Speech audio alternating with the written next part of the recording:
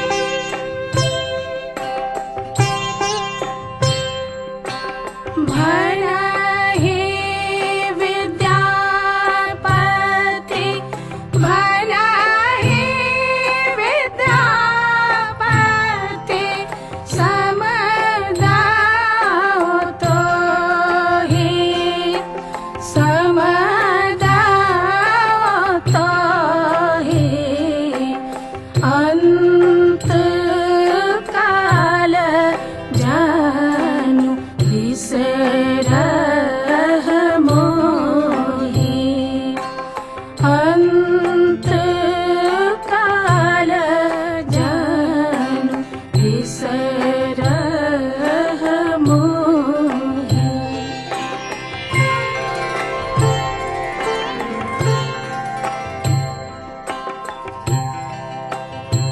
विद्यापतिक आयु अवसान, कार्तिक धवल त्रयोदशी जान।